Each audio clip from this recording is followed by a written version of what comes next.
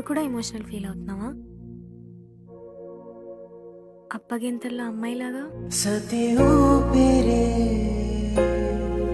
శివ ధ్యానమై సంద్రాలలో కలిసిందిలే కొన్ని అలలుగా ఎగిసిందిలే ఆకాశాల